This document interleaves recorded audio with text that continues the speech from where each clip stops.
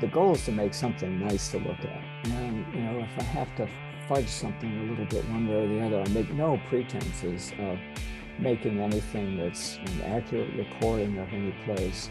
Barry Andersen has been making photographs of land and sky for over 30 years. Working in both film and digital formats, his career and work have evolved through the use of available technologies. Andersen is Professor Emeritus at Northern Kentucky University, where he received the Spirit of Light Award, honoring his lifetime commitment to his students. Currently, Andersen's work is part of the Saginaw Art Museum's exhibition, Field of Vision. In our discussion today, we talk more about the elements of photography that have changed and stayed the same over the course of his photographic experiences.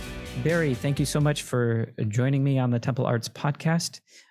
It's a wonderful thing to be able to have your photographs in our current exhibition, Field of Vision, and to see the way that those photographs come off the page as they hang on our walls, so to speak. I want to jump right in. One thing that I noticed about your photographs is the work that you're doing in color. Many photographers have a preference, color versus black and white.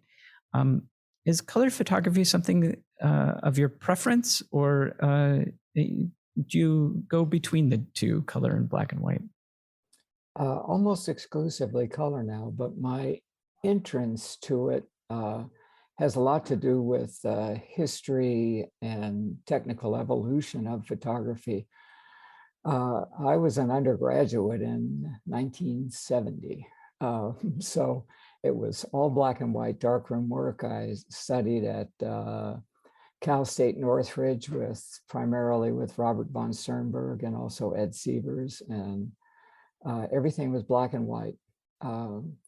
And I was a real lucky fellow to get into a graduate program at the University of Florida with Doug Prince and Jerry Ulsman and Todd Walker, which was a terrific educational background for a fellow to have. Point of that being is twofold. One, even during that time, that was all black and white work, all darkroom work. There wasn't any digital stuff. And again, being a very fortunate fellow, I got a teaching job right out of graduate school. This is a long way around telling you why I do color, but with my sense of sort of being responsible to students and responsible to trying to build a good photo program at Northern Kentucky University, which is just south of Cincinnati. When I came, it was a fledgling program at a fledgling university that had only been about 10 years old at that time. In any event, I started doing black and white darkroom work as I knew. But during that period of time, which would have been 75 through say 81 or 82, color photography became more and more prevalent. And I thought, well, if I'm going to run a responsible program, I need to start figuring out how to teach color photography, how to do it technically in terms of darkroom facilities. And then also the visual issues of color are, of course, different than the visual issues of black and white. So I started teaching myself color photography. And as I, of course, started to just try and learn it technically, I was trying to use it visually, and it stuck, so to speak. And virtually all my work now is in color. Well, it's really interesting to hear the sort of drive that you had to learn color photography and add that into the photographs that you were producing, and the responsibility that you felt there. I noticed that you shoot both digital and film cameras. Was some of that same motivation behind learning how to work with both types of cameras? Yep, basically exactly the same process and road in that, while I was teaching digital photography, came to fruition much faster than I think anyone, certainly me, anticipated. I mean, the very first digital stuff that I remember anyway was a modified Nikon camera with some Eastman Kodak sensor, and it cost about $30,000, and it was marginal. Of course, the technical evolution of that was fed by any number of factors, but it was within 4, 5, 6 years that digital cameras became pretty prevalent. And the probably one of the earlier pictures of mine that's digital is 2004, the Connemara picture that you have. And prior to that, I shot a lot of color film. I shot, as I look back on it with a chuckle, because I used a Pentax 6x7, which is sort of looks like a 35 millimeter single lens camera on steroids. It uses 120 film, and it's a big, heavy thing to lug around, which I dutifully did. And I shot with that a fair amount. There's a picture called Sheep in Standing Stone that was shot with film. But almost everything else that's on the website is shot digitally. A couple of other exceptions, I guess, but for the most part, it's all shot digitally. And that was another thing, because of the evolution of digital photography, I felt like I needed to expose the students to that, needed to learn it myself. And so myself and a colleague, Barbara Houghton, were right at the bleeding edge of trying to teach digital photography with Photoshop 2.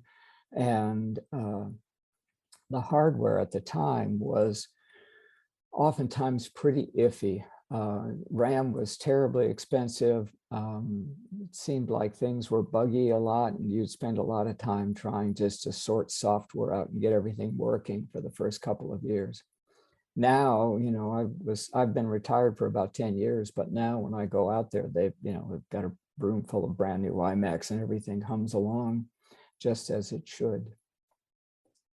Well, that's really interesting and wonderful to hear your personal dedication to learning, and not staying static, but that curiosity to learn and to pass that learning on to your students. Moving toward some of the subject matter of your landscape work and your pieces themselves, can you speak a little bit to your use of geometric forms in your photography and the way that you construct your photographs? Do you use the elements of shape real purposefully, or is that something that has just happened from the experience that you have and requires maybe a little less thought, but because you've already done some of the hard work of seeing things that a particular way? Well, actually, I appreciate the question and the observation, because picture structure is real important to me.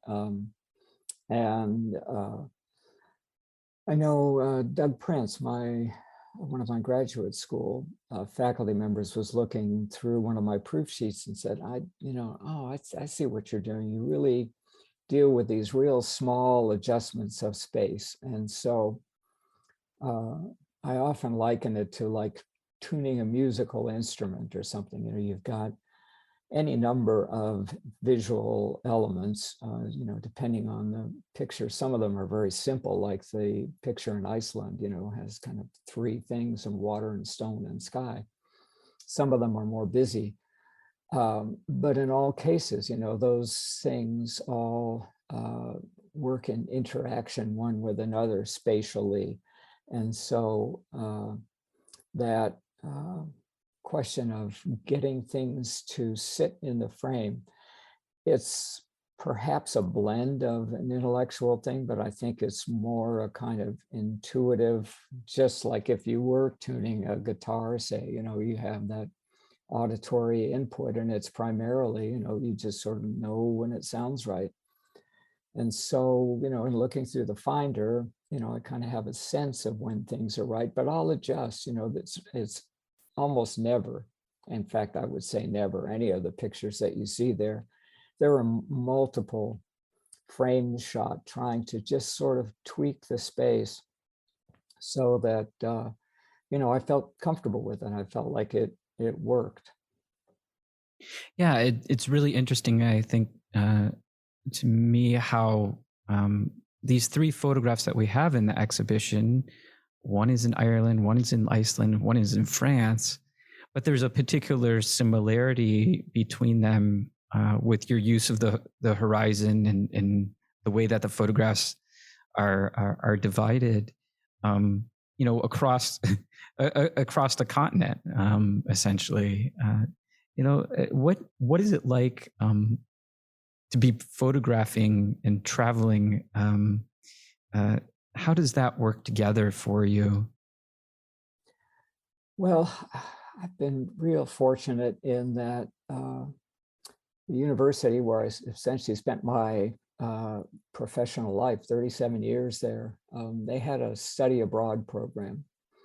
And so I was able to go with students to, I think the first one that I did was in England, and that, we would take students on field trips. And one of those field trips was to Avebury, which, has some wonderful standing stones, and some other historical significance. Anyway, I got to wander around and photograph. And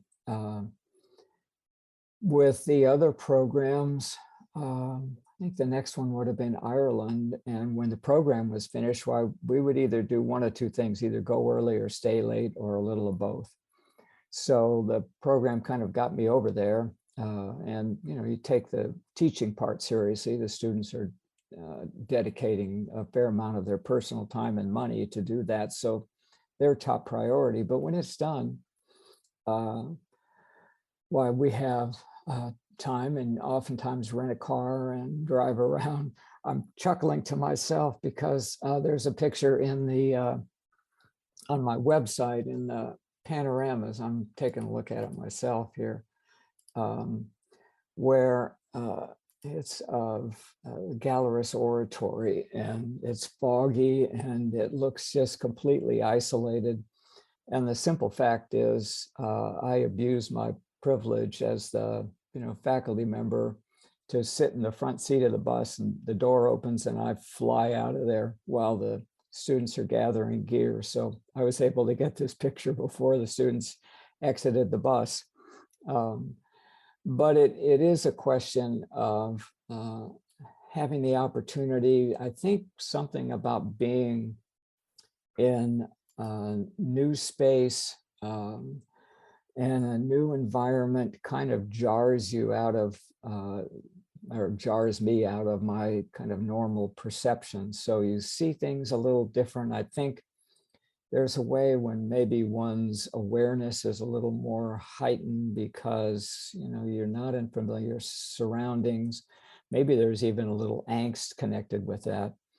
I'm lucky to travel with my wife, who is excellent at noticing things that I might be interested in. She'll say, that looks like a berry picture over there. And I'll wander on over, and oftentimes she's correct. She'll help me and lead me to something.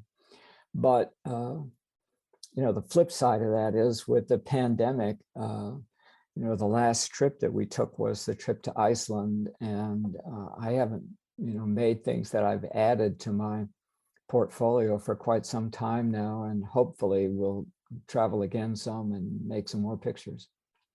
I don't know if I completely answered your question. I might have sidetracked there.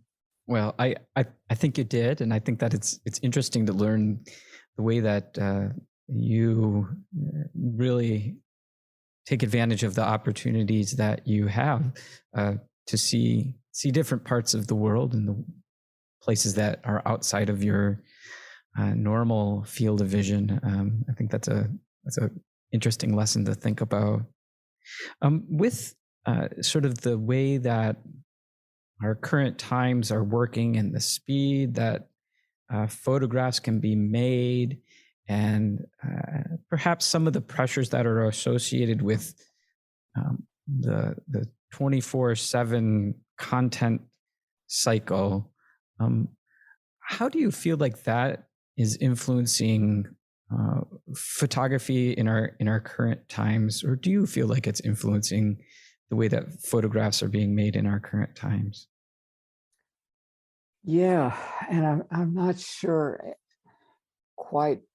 I haven't completely come to terms with it myself. There, uh, a long time ago, John Sarkowski lectured at the Cincinnati Art Museum, to, as you might imagine, a packed house, and he made the statement that there's more photographs in the world than bricks. Um, and that was pre-digital. So, I mean, there are just so many photographs out there, and so many people actually doing quite good work that it's a little disconcerting. One doesn't know quite how to sort through all the work to sort of separate what's good and what's really, really good. And where do you find that? And oftentimes there's some very strong work in just, kind of fairly mundane places. And a lot of people are really kind of hungry to make real good pictures. And with the ease of making them, um, I don't know whether that whole familiarity breeds contempt thing is really working, but it's awfully easy to make good pictures now. I used to tell students, that was 10 years ago, you could make a perfectly sharp, perfectly exposed, perfectly focused picture with any number of these cameras by putting the self timer on and just throw it in the air. And, it with a shutter would go off and the frame would be perfectly exposed and it'd be sharp because the autofocus would work and the, sensors would take care of the contrast and it would all work. So there's, the technical level necessary to do photography is pretty minimal. Almost anybody smart enough to open the box can make really very good pictures technically. I mean, obviously there's nuances, but the cameras are pretty astonishing. So I don't know. I sometimes tell people I love, we have a great ice cream store here, Grater's Ice Cream. I love Grater's ice cream, but I can't eat a gallon of it at a sitting. And you sometimes feel like you're just drowning in pictures if you really kind of start to delve into it. I'm having little buzzers going here. Sorry. No, you're all right. Yeah, I think that's an interesting concept that there is that technical leveling of the field that happens as the cameras change. Do you feel like there's still a role for the photographer to, I guess, develop a independent vision or a unique vision or philosophy as they go about making the photographs? Do you feel like there's such a pressure and influence for creating content for others that sometimes that's lost on photographers that might be starting out or less seasoned photographers? Oh, I think there's still plenty of room for good inventive vision and intention. A lot of photography is kind of figuring out what you want to do and figuring out a way to do it. I don't really do any documentary photography, but I think it's still alive and well. I have some very good friends that have produced a wonderful work of documenting the state of Kentucky since 1976 on and off. And that kind of work, has a very real historical value and is something photography does extremely well. There's really no other medium that can compete with photography in terms of providing some kind of factual document a particular period of time. But other kinds of vision of somebody's, I don't know, insight into the human condition, or, as sort of everyday as it sounds, there's still people making pretty wonderful portraits. And of course, the humans on the other side of the lens change, and the rationale for taking pictures of them changes from, the paparazzi to, much more serious stuff that just tries to get at what it's like to be a human on the planet. And there's a lot of good work out there. I don't mean to diminish that by any stretch.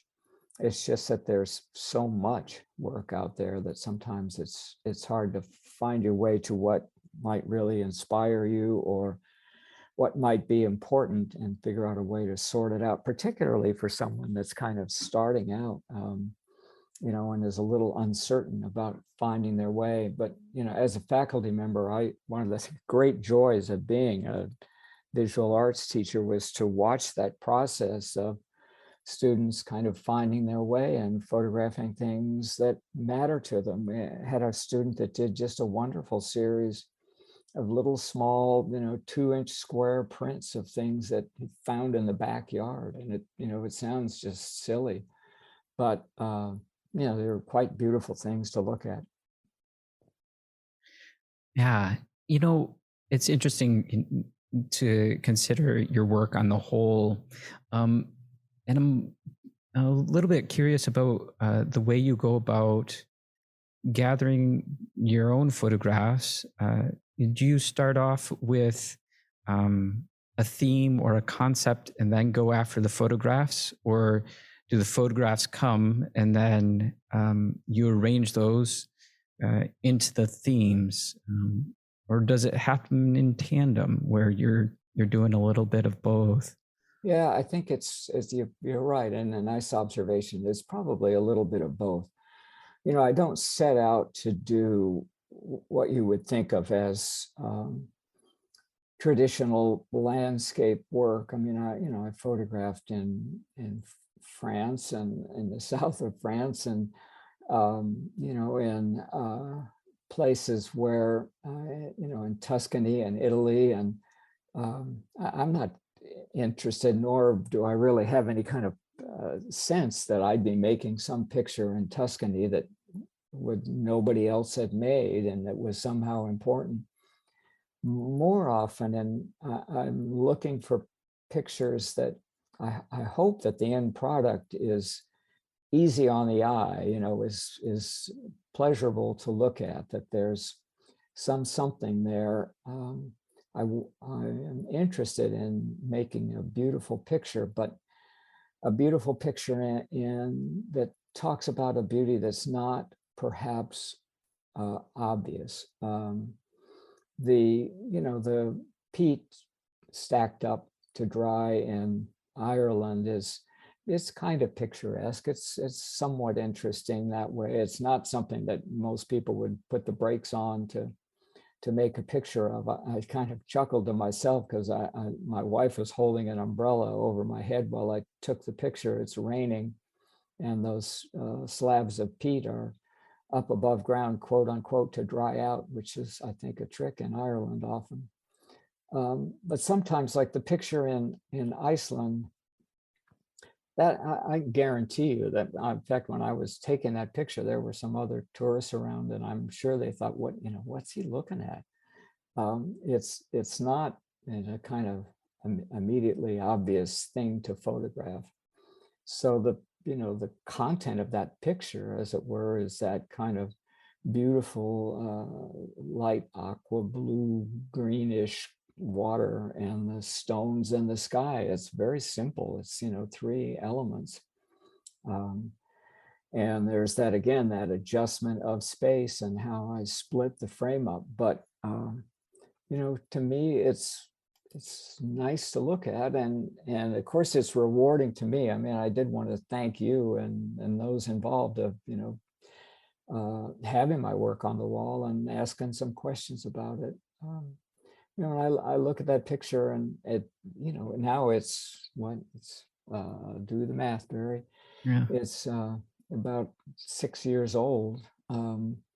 And it's divorced enough from the experience that, you know, I can kind of appreciate it on its own. And I look at it and think that's kind of nice. I like that.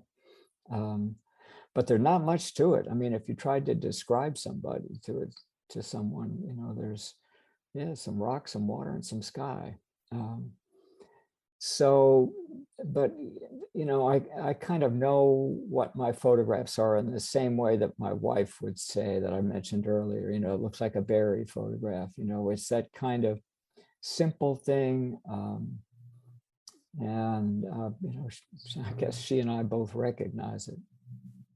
Yeah, you know, I think that it's uh, a wonderful thing to have some of that simplicity in your photographs, because it allows a deeper view, that you take that simplicity and then you can focus on any one of those elements, whether it be the water, the rocks, or the sky, which start off as three elements, but the rocks have a particular texture, and the water has a particular color, and the sky Right. has a particular tone to it. So you're still able to, I feel like the viewer is still able to go into the photograph fairly deeply, maybe more deeply, because there's not as much that is uh, obvious, perhaps. Right. Right. Yeah. Yeah. Good observation. Thank you. Well, you know, one thing that uh, I'm also curious about is this idea of the way that you may manipulate photos after they've been taken, Right. and the way that that, you know, plays into your work. Um, is that something that you see as you're taking the photograph, or is it more something that you think of after the photo ends up in the dark room or Right. on your computer? Yeah, again, a good observation and question. As I mentioned earlier, I studied in graduate school with Doug Prince, Jerry Osman, and Todd Walker, all of whom sort of thought of the photograph made by the camera as a starting point. And, you know, particularly Jerry Osman and Doug Prince, both are using multiple images and constructing stuff. And when I was there, of course, that was all done in the darkroom. But you know, both Jerry and Doug were really masters of illusion, of taking multiple negatives, sticking them in multiple enlargers, and putting it all together and making a fairly believable illusion of this event could have happened. More of Doug's look very realistic. Jerry's are, of course, in very obvious fantasies. The point of that being that uh, I guess in my early days, I was imbued with a sense of freedom to just go ahead and, you know, play with the picture if you wanted to. The sheep and standing stone picture, where there's that standing stone and sheep around underneath it, uh, you know, that has probably the most digital manipulation of any of them. And people think that I messed with the sheep, and in fact they were just there curled around that standing stone. And I walked up to them and reassured them that I'd been a vegetarian for 50 years and I wasn't going to bother them, and quietly took the picture. The manipulation of that is the right side of the picture had some houses and was very busy, and kind of left me uh, unhappy with the picture. And so what I did was just essentially take the left side of the picture, the hillside there, copy it, flip it, paste it, change the slope of the hill a little bit, and drop it into place. And then the sky that day was really not at all very interesting. So that's a sky made 2 days before in the same general geographic place, but that sky is then printed in. And you know, it's pretty convincing picture. I mean, it looks like it took place, and essentially it did. You know, the sky, I'm sure, could have been looked like that. The right side of the picture, though, no, it doesn't exist that way. But for the Well, most part, I would say the rest of those pictures now, I don't do very much manipulating beyond. There's another one, sheep and pyramid, where um, the sheep sort of form a shape that's very similar to the pyramid that they're in front of. And I actually took one of the sheep that was kind of off to the side and lifted him in a little snugger with the rest of the group.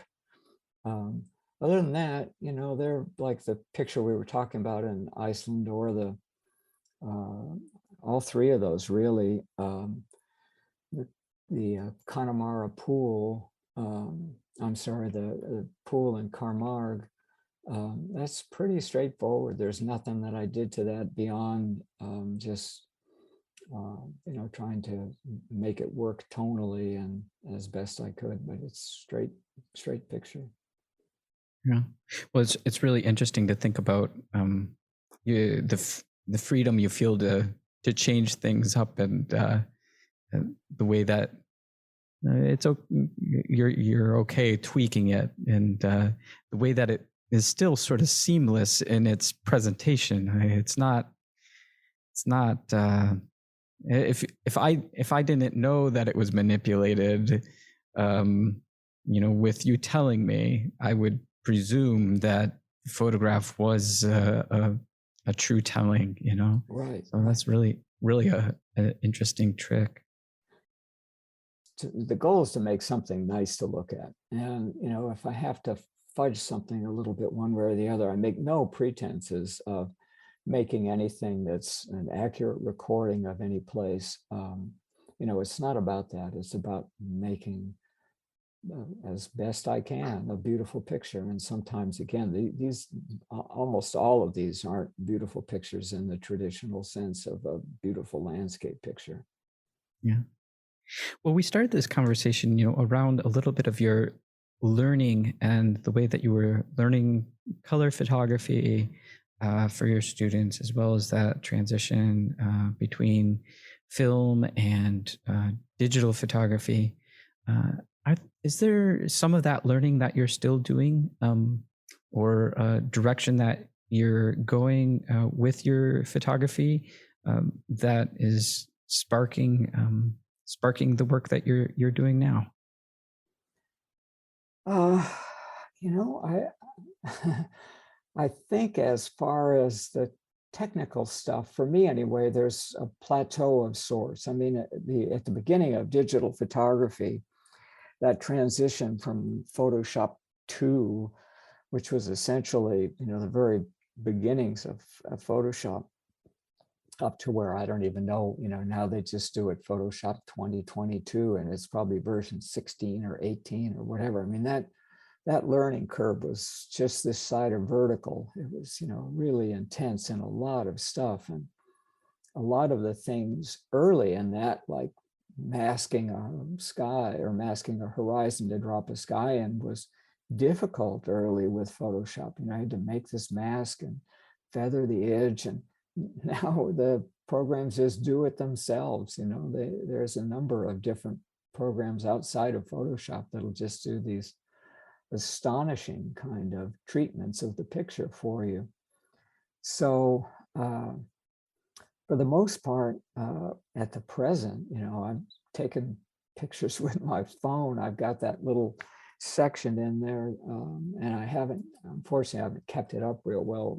Recollections, which are all just pictures made with my iPhone that, are these little things that I've stumbled on, and they didn't seem to really fit into anything, but I really liked looking at them. And, it's so easy to make pictures with your phone. I mean, everybody's got more pictures than they know what to do with on their phones. So I tried to present them into these little funny squares that aren't real clear and sharp, that much like if you try and look back on something, it's never a kind of clear picture. So to answer your question, most of the pictures I'm doing just kind of around and about now are phone pictures. If we travel again, we'll probably grab some new tool. Now we've got mirrorless cameras, and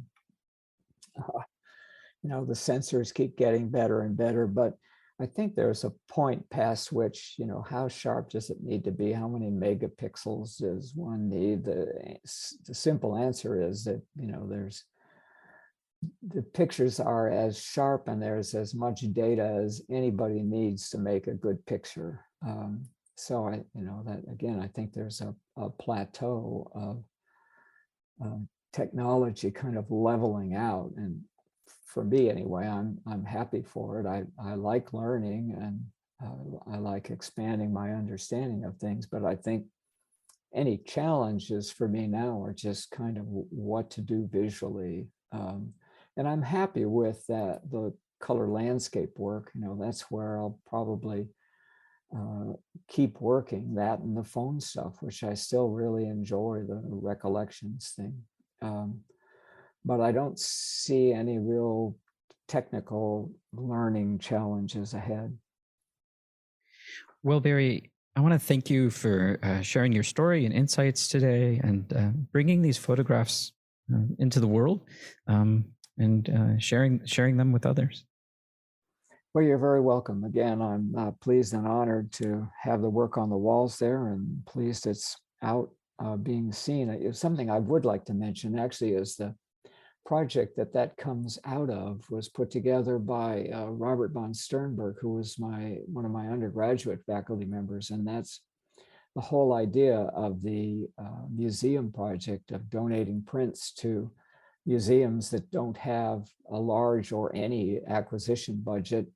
And then, the photographers donating the work. The museums have been very good about, pulling the work in, taking good care of it, providing a deed of gift and all of that, so that the work has been respected, but it's out in ways that it otherwise wouldn't be. And, I have my work on the walls with you, and, there's work in Luxembourg and Australia and France and all around this country. So it's just been real rewarding. I work on the walls at the Tampa Museum of Art now, and that wouldn't have happened without the museum project. So kudos to Robert von Sternberg and Daryl Curran for putting that together. Well, I appreciate again your comment, and again sharing this with our museum patrons. And all the best to you as you continue to make photographs. Thanks. And I really enjoyed our conversation. Thank you. The Saginaw Art Museum's current exhibition, Field of Vision, will be on display through February 24th, 2023, and is supported by Hemlock Semiconductor, Shaheen Development, Morley Companies, and the Michigan Arts and Culture Council. The exhibition was organized by the Flint Institute of Arts in Flint, Michigan. Thank you for listening to the Temple Arts Podcast. Please consider subscribing to the podcast and making a donation to the arts through SaginawArtMuseum.org or TempleTheater.com. This will allow us to continue bringing enriching programs to Saginaw and beyond.